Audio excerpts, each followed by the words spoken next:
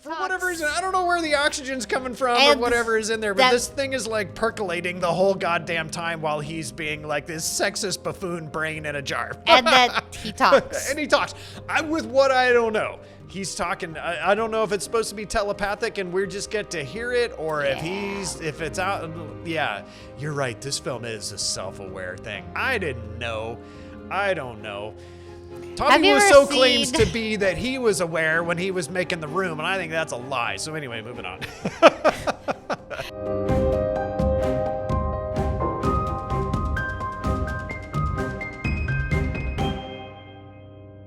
Hey, Gretchen. Martin. Wow.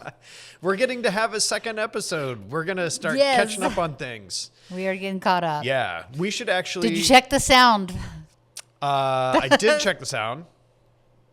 It is recording. Last time it wasn't a recording issue. It was Martin doing the drag and drop and then reformatting the disc to use on another project without ensuring that he had done the proper media backup. It's all good. Is it good? We're all good. It's not... I mean, you sounded amazing. Not that anybody got to hear it because I didn't put it in there. I tried to cut around it and make it work, and I didn't, but... That'll be a Patreon. 2 episodes That's ago. a Patreon episode, you guys. You can have that audio on a Patreon. That's right. I'm going to release just the Gretchen audio. Just the Gretchen audio on the Patreon. Yep. There you go. Yeah, that'll be commercial really free. weird and one-sided. Oh, but yeah, that was 2 episodes ago. With any luck, you will all have now seen Invaders from Mars, and that one turned out fucking amazing. Right. Yeah, with all the stuff. But this one. This This is your choice. Your pick. This was my choice. This was my pick. No, I'm actually super happy to talk about this one. I'm not saying that it's bad. This is a fucked up film. This is not, I mean, it's like... This is hardcore B movie, like scraping the barrel. This is a fucked up film. Yeah. I mean, it is. It's also not in like a bad way, but it's like raucously. Is that the term? Raucously self-aware? Yeah. Yeah. Is it? Oh. You think it's self-aware? 100%. Oh, I actually started. Well, I guess we're kind of like bouncing around the rim here, so we might as well put the ball in and what talk movie about did you the pick, fact Martin? that I picked Blood Diner And by Jackie Kong. I don't remember what fucking year it was made. I don't care. 1987. 87. This is made a year after Invaders from Mars was made. Well, the best part about the fact that it's made in 1987 was that the film is set in 1981. It doesn't matter with this film. Is it? I bet that's what I'm saying about it being like raucously like Is it set in self-aware. 81? Because it doesn't start in 81. Because we start out with those boys being teenagers, then we jump into them being their mid-20s. Like, so yeah, because it says film. 20 years later or something like that. And 20 years, like the setting was like what 15 years later, something like that. Yeah, it was like 50s, and then they were like 15 years later. So that 15 years later or whatever would be. It doesn't fucking matter. 1981. It's just that, yeah. So yeah, absolutely. So yeah, we watched Blood Diner, 1987. This is the Check the Gate podcast where Gretchen has to make it through the bad choices that I make in this life, and then we talk about them because I can't afford proper therapy. Oh man! Apparently, no. I am really looking forward to watching this fucking film. I'm probably gonna say that a lot. Uncle Boon Me. Wow, no Uncle Boon Me. This is not Uncle Boon Me who remembers his past lives. This is not. This is different than that. This isn't. There's less art in this one. This isn't. What is the other one? I don't know. Is there a word for this one? Yes. Yeah. Trashploitation. Trashploitation. I'll take that. Holy shit! Like Trashterpiece. This thing has got wrestling, punk splashploitation, gore explosion, gore, unnecessary nudity. A talking brain that still has its eyes attached in a jar. Yeah. It's got sacrifice. It's Frankensteining something together from some Samaritan god rising. Sumerian. Yeah, it's the fucking A. Yeah. Who knows? Like, this thing is literally a basket of shit cobbled together into quite the amazing B-movie schlockfest. Yeah.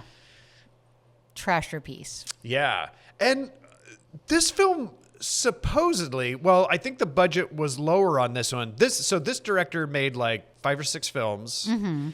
All not good. All not good, all like schlockfest like this one, but started out at, according to IMDb, like having a couple of $1 million per film, and then they just like progressively got lower and lower and lower. They were like, somehow their financier Kong, was running it out. You cannot have money anymore for films. Jackie Kong is still around. I was like, I got to find out what the deal is with this, and found her on Instagram, and she has a whole following on there. They're getting ready to do a 4K release of Blood Diner out there. It's like showing at a movie theater for the upcoming release of this new 4K Well, that's because remake of this it. has a following. It absolutely does have a following. I mean, it's ridiculous. That's why I'm saying it's ridiculously self-aware, because I feel like it is a parody of horror films. Has to be. Yeah. Because it's, first of all, I don't want to like take away your stuff about it. Like We're talking. You've seen Blood Feast, right? No. So you know that this is supposed to be like some kind of soul sequel of Blood Feast, but basically ended up being like a remake. What is Blood Feast? Tell me everything. I don't know what's happening. See, it's a movie. It's a movie about cannibals that work at a diner that are trying to This amaze. is cannibals. This has cannibals. Yeah. And that it's supposed to be raising an Egyptian goddess from the dead. No shit. This is supposed to be a Blood Feast is different director? Yeah. Okay. But that's what this film is supposed to be, like a spiritual sequel to. I should have watched that one first so that I understood what was going on. This is a freaking remake, essentially. Oh, is it really? Okay. I mean, for all intents and purposes, like a humorous remake of that film. Yeah, yeah. Oh, yeah. It's just ridiculous. I can't even tell you Blood Feast was good. Quite honestly, it's not. Yeah. So but it's also not ridiculous. It's ridiculous in a different way. Blood Feast is trying to be serious, whereas this is not. Yeah. We never go scene by scene. We don't ever do that, and I'm not going to do that on this one. No. I do want to set the stage a little bit. Sure. Like, I just want to kind of get like the beginning part with the little boys up to where they resurrect their uncle, then fuck it. We're just like, then like the needle's off the record at that point in time. I'm down. Because this film there's 2 boys who are at home and they're playing, they're doing things Their mom together. going out to get some tampons. Mom's going out to get tampons. She was very direct. This was a progressive home for its time. Mom was very open about the situation and how it needed to be solved. So she leaves. And on the radio. And on the radio, they're hearing that there has been this whole murder that's gone on, and the cops are chasing this guy, and then we can hear the sirens kind of slowly in the background closing up, and then we hear, and then there's like a knock on the door, and the kids are freaking out, and they're looking around. It turns out it's their uncle, and their uncle was the one that just murdered some folks, or was he a serial killer or something? And they had tracked him down and they're chasing him, and at first it's like, oh my God, these kids, and they're like, what's the chances of it? It's like, oh no, this is their uncle, and they're all friends with him, and it's not a big deal, and he's in there talking with them, and kind of sets them all stuff up, sets them up for the future, which is going to be the resurrection of the goddess Shitar in the future, and that these guys need to like be celibate, prepare for the feast, and someday they will all be back together again. And then he's like, but I gotta leave you boys, and then he goes out onto the front yard and the cops shoot him to death as they watch through the window. And he also described him as having a machete in one hand and his genitals in the other. Oh, that's right. He had his genitals in the other hand. So he had castrated himself in this machete murder that had gone on. Yeah. So, so we're off to a good start. And then we flash forward a whole bunch of years, and the 2 brothers are digging up the corpse of this uncle, and they cast a spell in the name of Shitar. The goddess's name is Shitar. They cast it, and then they like pull his brain out of the skull, cast this spell, and so now our uncle is back along for the ride for the rest of this film with his brain in a 1-gallon glass jar with his eyeballs on it, and it bubbles the whole time for whatever reason. I don't know where the oxygen's coming from or whatever is in there, but this thing is like percolating the whole goddamn time while he's being like this sexist buffoon brain in a jar. And that he talks. And he talks. With what I don't know. He's talking. I don't know if it's supposed to be telepathic and we just get to hear it, or if it's out. Yeah, you're right. This film is a self-aware thing. I didn't know. I don't know. Tommy Wiseau claims to be that he was aware when he was making the room, and I think that's a lie. So anyway, moving on. Have you ever seen Evil Con Carne, the cartoon? Wait, what? This is going to be the best episode ever because I don't know what this is, and I just want to keep learning about this. Evil Con Carne? Yes. Like evil with beans? Okay. There's a character called Hector Con Carne, and he is a brain in a jar. And so that's the only thing I can think of every time like we see their uncle. Oh my God. Is I'm like, and he has like a Spanish accent, and he's like Hector Con Carne, and like this guy's got like an Egyptian. I mean, was he Egyptian? I think it was an attempt at having something like that. Okay. I think it was a person who doesn't know anything about dialects being told on the first day of filming, can you do an Egyptian dialect? And he said, sure. Mm-hmm. And then whatever it is that he does is what he does. He sounds like Hector Con Carne. So just saying, the whole time I'm like, all right, Hector Con Carne, this is happening. And the cartoon, you will watch this later and go, oh, okay. Exactly. Oh my goodness. Hector Con Carne the whole time in my head watching this. So... Yeah. So they've raised their uncle from the dead. They've got a speaking brain in a jar, and he gets them all set out on their future, which is they've become very famous culinary owners of a restaurant that's very popular. Vegetarian. And vegetarian. But he is setting them up to resurrect the goddess Shitar, and the act is that they have to cobble together a body made from various body parts by the women that they're going to kill, and then they have to have a giant feast in which they make everybody cannibalize things, and that's when Shitar enters the body of their homunculus Frankenstein-y thing, and then she rules the earth for 1,000 years in blood and torment, and they sit at her right hand. I think. I mean, and then there's what's the benefit? I don't know. I don't know what they're getting out of this. I don't think they ever talk about it. It was like, if you do this, she will look upon you with grace or something. I have no idea. Yeah. I have no idea. I don't know why I don't know what their motivation is. They're just doing what their uncle set them out to do. But in the meantime, one of them ends up getting a romantic attachment interest with someone who starts to become one of the people that they're murdering people along the way. Well, they have to find a blessed virgin. That's one of the. Oh, that's right. That's the final sacrifice. There's a list of ingredients. That's right. And like parts of the ingredients are like they want like specific things. Like there's like the desiccated corpses of like 9 black cats, or like it's like a lot of like mumbo jumbo ingredients, and then some of them are like you have to have like 9 or like tales of like tongues of like horrors or something like that. Just seriously, like I know it was like crazy shit. It's like random stuff, and so our boys go into like misadventures of like attaining these ingredients, and then it's like so many lovely death scenes and wild shenanigans. My favorite being the cheerleaders. So our virgin is part of a cheerleading group that are, although their cheerleaders are in 20th grade, except for her.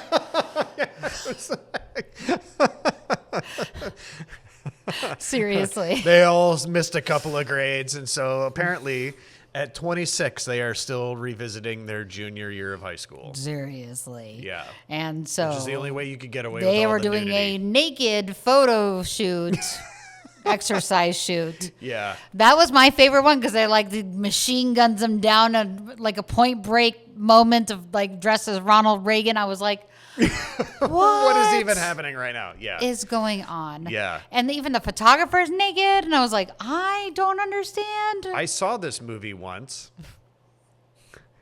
It didn't end with the machine gun fire. Oh, okay. I was gonna say. So what movie are we watching?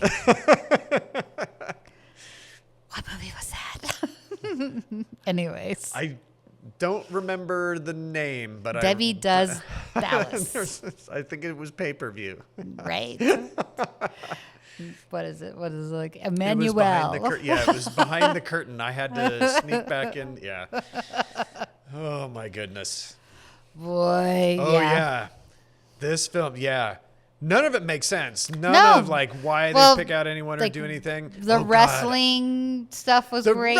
I can't wait to get to the wrestling Go stuff for and it. then the diner down the block with the dummy. The dead person, you mean? Is that what that was, a dead person dummy or something? I don't know what it was. That talks? That only the guy with mouth who's moving, throws me a ventriloquist. It's okay, one at a time. So for whatever reason, there is a whole side quest with this thing where one of the brothers is way into wrestling and he wants to, and he's talking trash to the TV while they're watching wrestling that's going on. And there's a local bad guy who is like the big wrestler, and his name is Jimmy Hitler. Jimmy Hitler, that's right. Jimmy Hitler. And so he's just like, I'm going to beat the shit out of Jimmy Hitler. I'm going to take him. I'm going to do it. And like,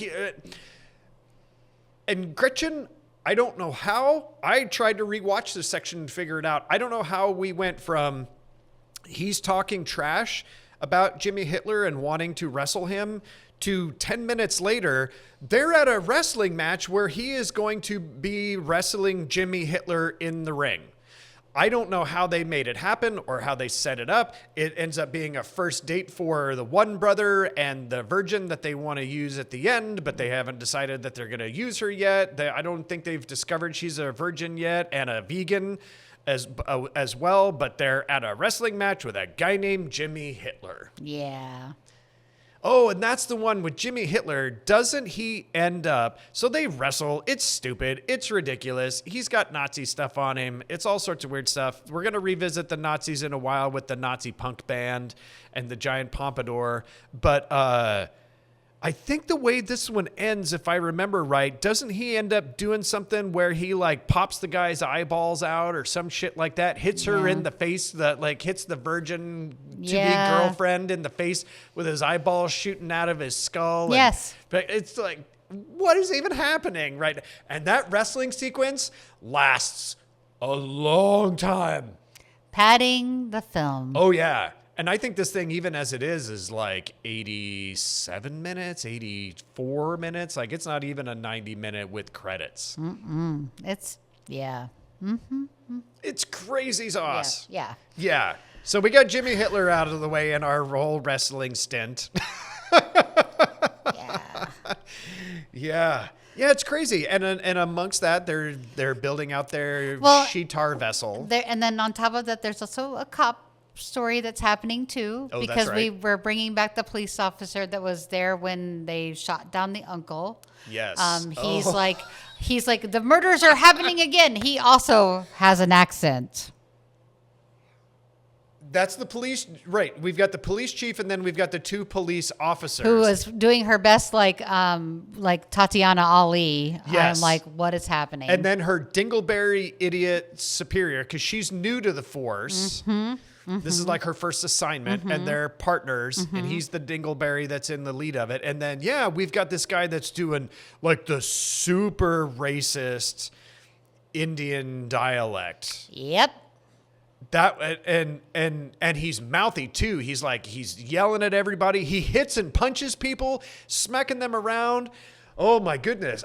There's like, what are we doing? This is it's crazy. It's just crazy. Yeah, I forgot about that guy. So he's recognizing a pattern that's coming up because they're fighting the parts and all that stuff. So yeah, that is. No, it was the woman officer that did that. Wasn't she the one that recognized the pattern? And he was like, he's like, oh yes, that's right. This happened back then. Right. Yeah. Because she wants to investigate it further, and she's having to battle against the police chief that's not wanting her to do it, and then the dingleberry partner who has no clue and doesn't recognize what's going on. Yeah. And he's just being a total buffoon. Oh yeah, they were rolling up. God, they were rolling up on the scenes. There was just Especially the cheerleader one. He goes, "This Yeah. looks like a whole meat sale."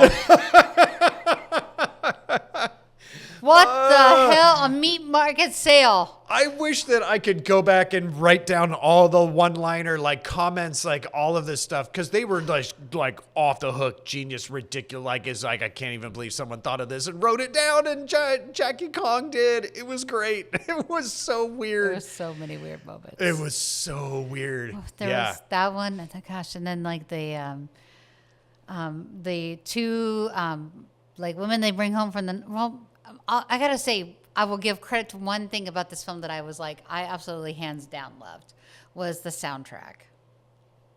The music was so good. The music was crazy. It was like all like doo-wop music, and like I was like, they went to the club where they killed the doorman to get in, right? And then they brought home the two like easy women. Oh yeah. But that club was like. You couldn't afford the North Day of the Times, but this band was like pretty good, like a doo-wop group. Yeah, which was great.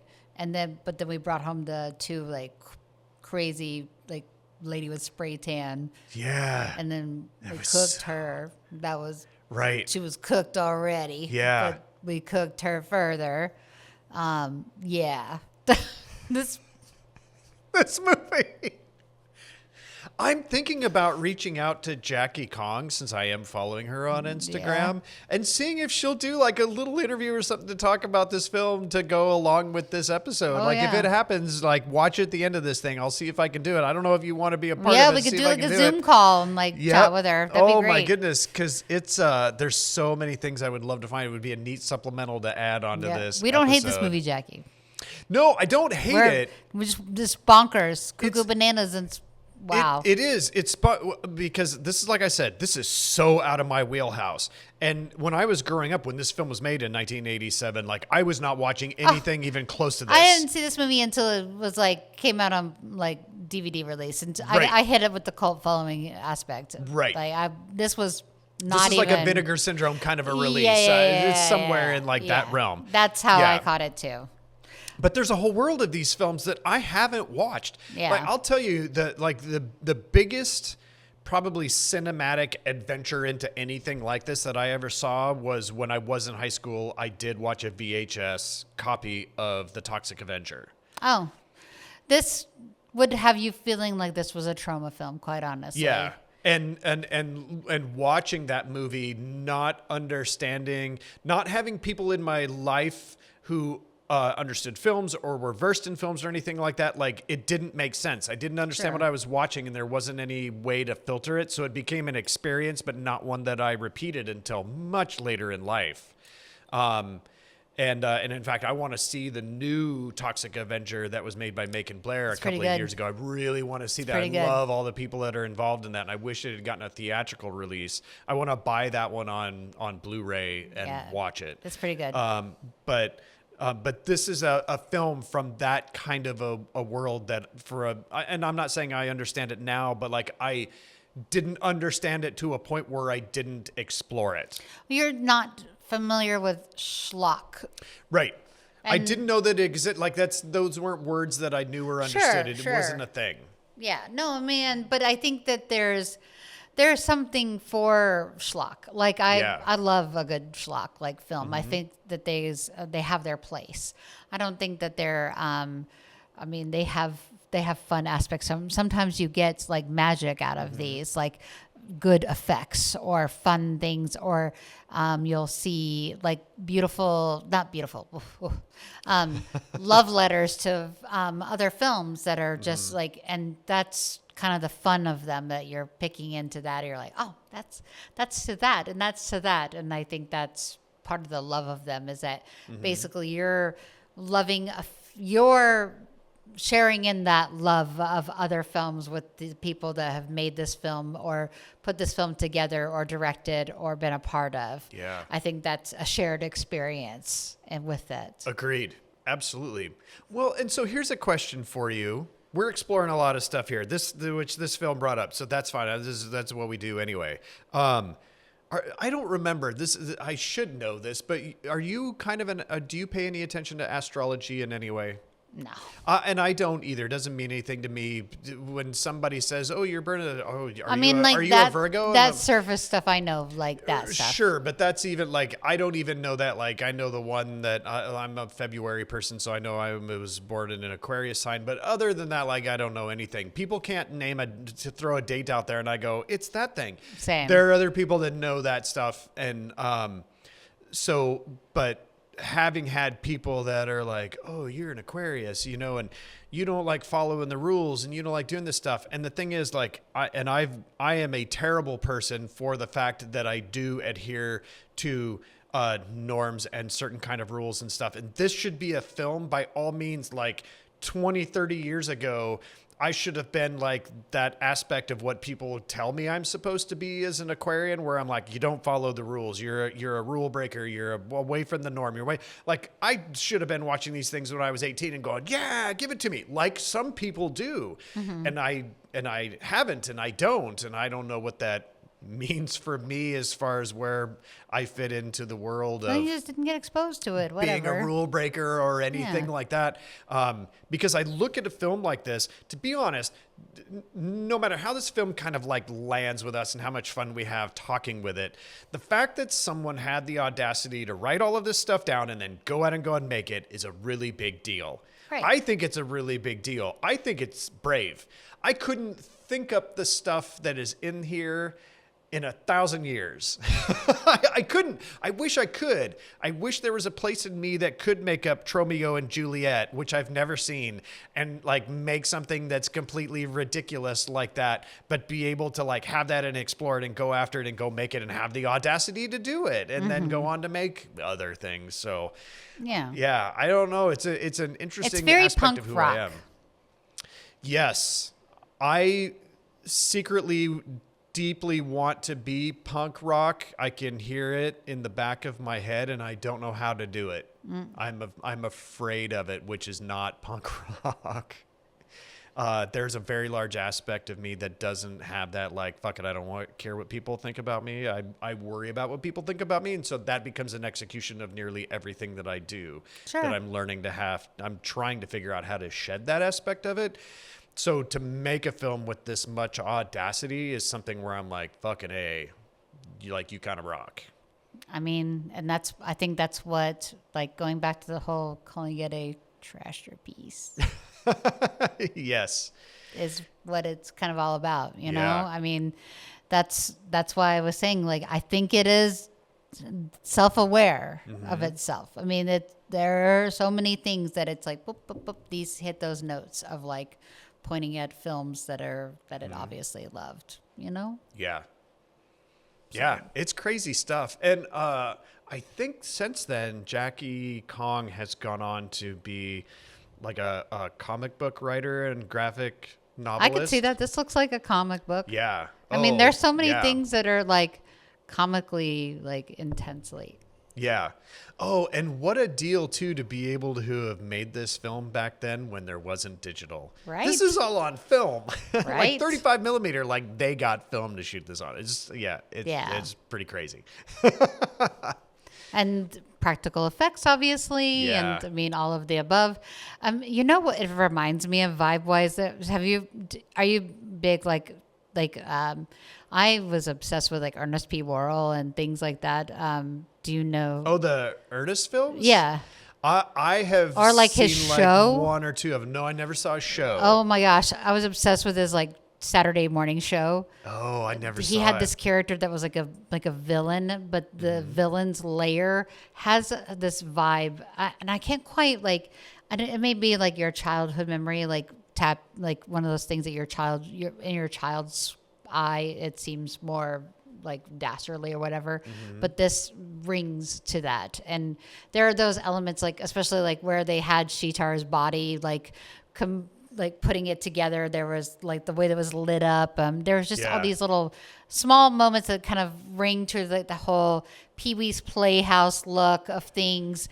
That, you know what I mean? Yeah. Like that was just like UHF, all of the maximalist, like everything we could possibly get into this shot is in this shot. Right, like when you yeah. look at the scenes in the diner, everything is so crowded in.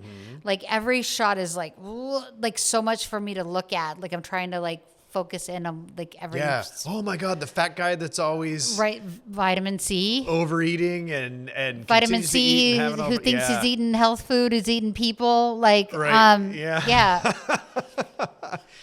Call him Vitamin C. Oh, my stomach hurts. Yeah, he keeps having like the indigestion Yeah. issues in there. Yeah. Yeah, I feeding was just people. like, woof. But Yeah. like all of those scenes were so like, they were hard to see outside of because they were just like there was so much information in each one. Like, just at the diner, like there he was sitting there eating, but there was like paper stacks on the sides of Yeah. things, and then like in the background there was a television, but he was chopping up vegetables, and then beyond that, like there was something else over here, and I was just like, what am I looking at? Yeah. Everything's going on. It reminded me of a place I used to go to in like when I was a teenager in Memphis called like Prince Mongo's like Pizza Inferno or something like that. But it was like had like all these velvet paintings of like Elvis, and then also like stacks of stuff like in corners. He was like a hoarder. This was that vibe. It was like visual hoarding is what I was looking at on screen. That's what I was kind of like, wow, I don't even know what to look at. Yeah. You know what I mean? The diner, and then the back rooms from the diner too. There was always so much stuff because they had the like Shitar vessel was back there, and yeah, like they ended up cooking Hector one con woman. carne. Yeah, and there was I was trying to remember something happens with the Uncle Brain, doesn't he? One of the victims ends up seeing him and freaking out or something like that. I thought That's what the girl that gets cooked. I she gets thought. cooked. Okay, Yeah. that was the one in The there. one that was the spray tan. Yeah. Mm-hmm. Yeah, and there are so many things in that room. There's just so much stuff going on because they've got the Shitar vessel is actually like up against the wall and kind of like chained into there. Yeah. And they had the big pot that was cooking in there. They had all the other like murder stuff going on. I think they had like plastic hanging down from various places, maybe trying to make the room look smaller or like tighter. But there was just like it looked like some type of a.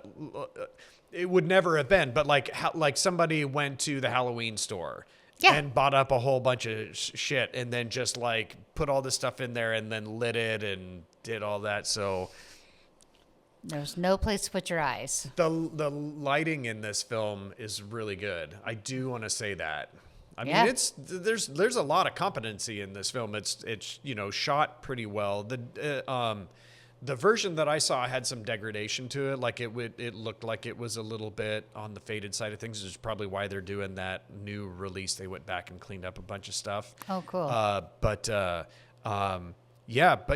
was competently lit and shot by folks. These were people that were filmmakers. They were just, like you said, they were self-aware and just, man, making crazy stuff. They were like, let's make a sequel to Blood Feast. Now I got to go see Blood Feast. So, and all of this craziness that we get dragged through is all leading up to this big cannibal feast that has to go on. And it's happening at this kind of, like, is it a sort of kind of a weird punk rockabilly Nazi bar band place? Sure.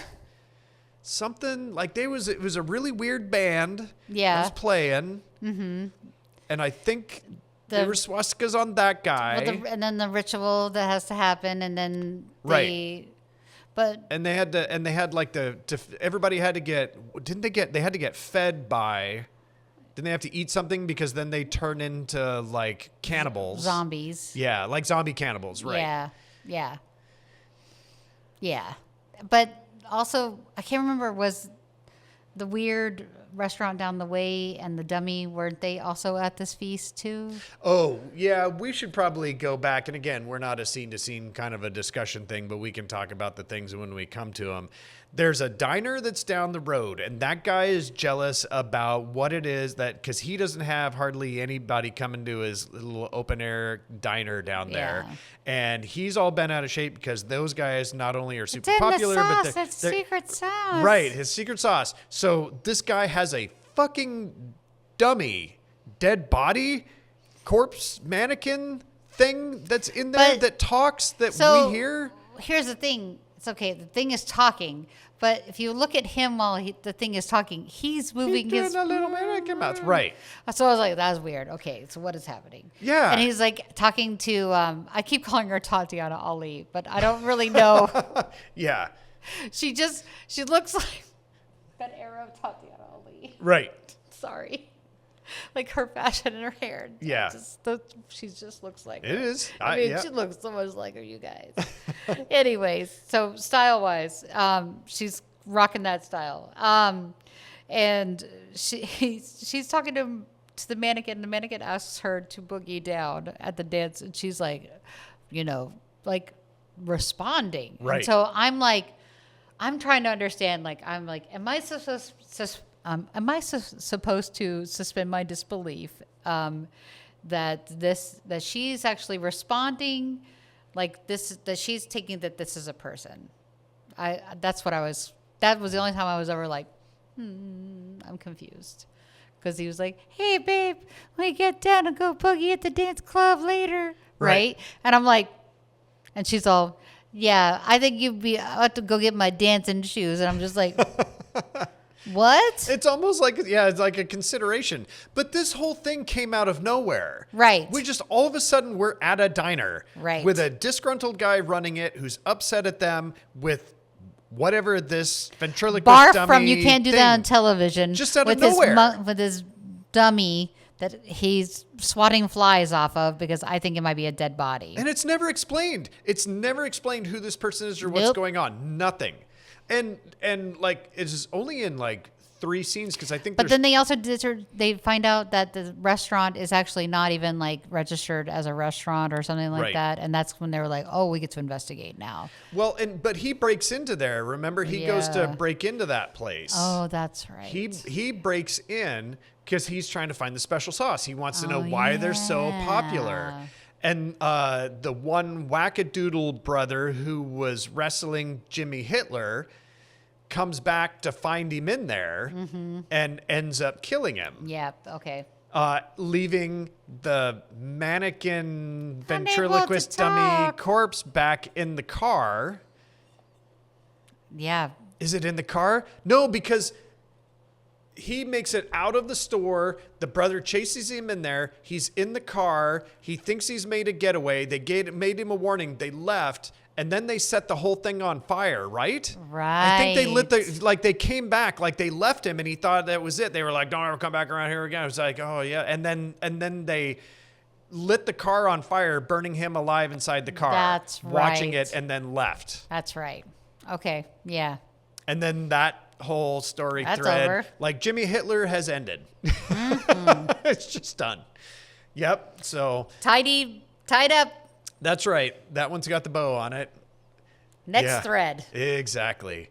Oh, it's so crazy. Yeah, because that is starting to get where we're circling the drain and we're getting to the big dance party cannibal dinner thing with the giant toothy vagina chest. Is it a vagina chest? I don't know what else to call it. I was like, does she have 2 mouths or is that right? I don't know. Yeah. I'm confused. Vagina dentata. Technically, it's a vulva. Her second smile. Right. I'm confused. Yeah. So, again, we are alluding to a thing that happens. So the whole cannibal ritual happens, and they're starting to execute their whole deal, and Shitar is starting to come into the vessel. It's a whole crazy thing. They've got this really weird Nazi punk band that's playing. This dude has like this crazy wig pompadour deal on there. They have snuck into the place with the virgin girlfriend because even though he was in love with her, they've decided this is what they have to do to be able to finish it out. They have to sacrifice her to Shitar while everybody is eating the big cannibal stew that is made. Yes. So they start zombifying, cannibalizing everybody. They're transitioning them over with the spell.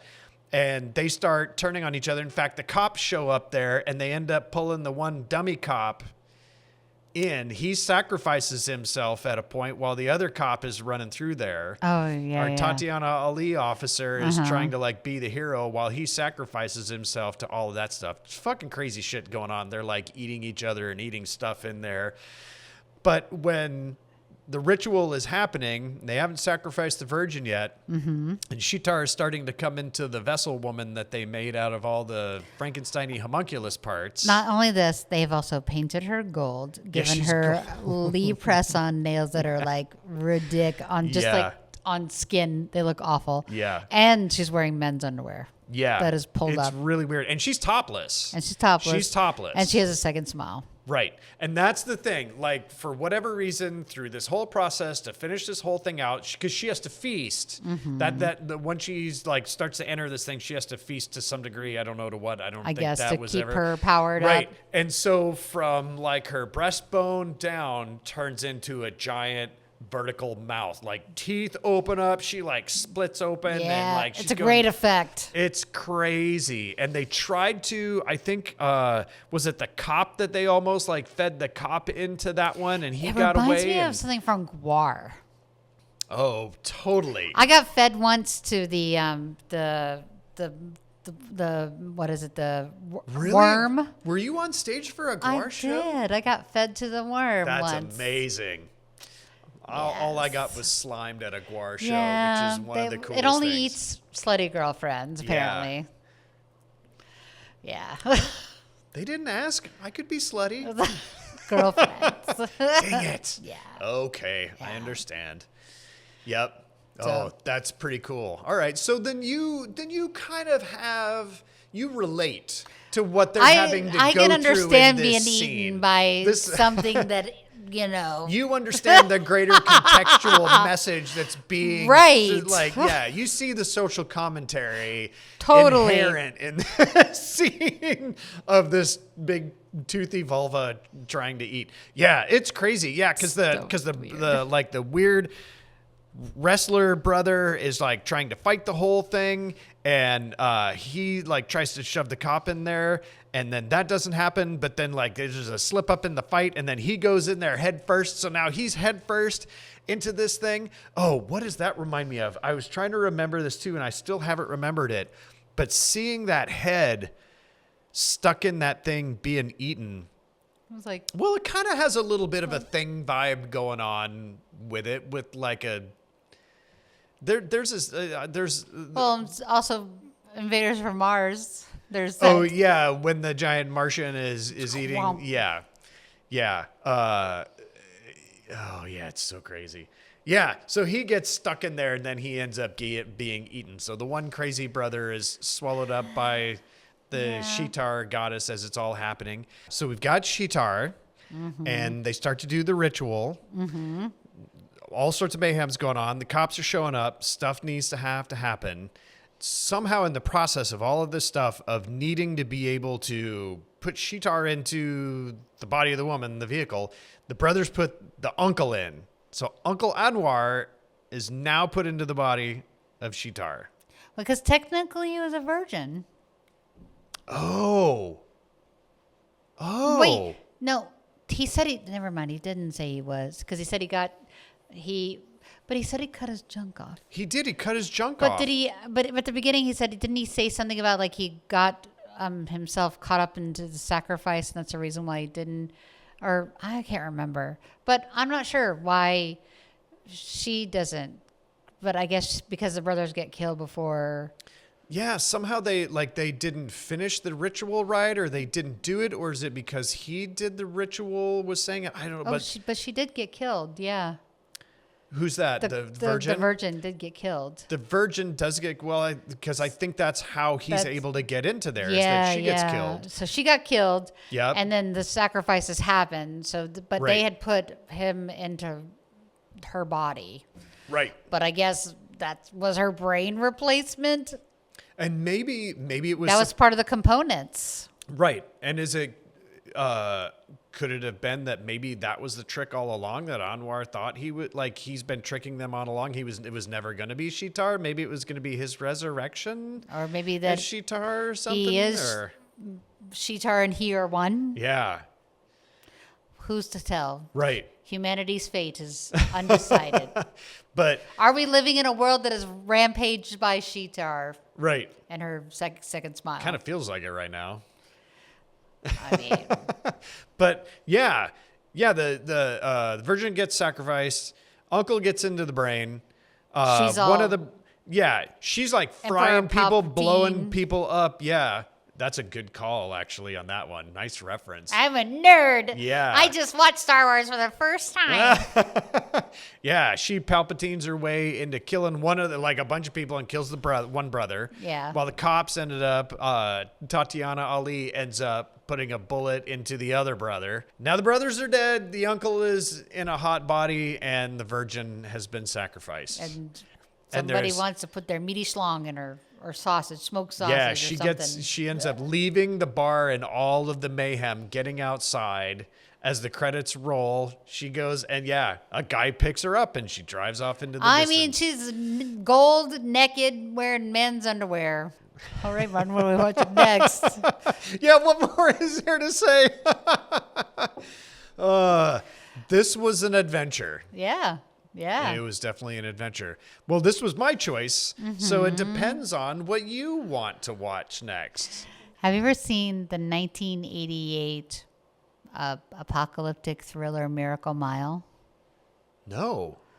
Well, that's my pick for our next movie. Is this one you've seen before? Oh, yeah. I just saw it recently for the first time. And Really? I loved it. And I think you're going to love it. It is wild. Okay. And not wild, and it's quiet and also a little sad, a little bit romantic at times, but also like questionably romantic. Yes. Okay. Yes. I'm in. Kind of a small cast, but also an interesting cast. Yeah. Excellent. Yeah. That's fantastic. Thanks. I'm looking forward to it. Yeah. Well, as always, this was really wonderful. Yeah. This was a crazy one. Thanks for going on the weird ride with me. Schlocktacular. Yeah. And for everyone who's watching, this is the Check the Gate podcast, where we do not have a Patreon yet, maybe sometime, but we really want to build on our audience. So please like and share and comment and talk with us. Come and participate. Be a part of what we're doing and building here. Hopefully you like it in some way. I know I love it. I love watching movies with you. This is great. too. Yeah. So until next time. Until next time.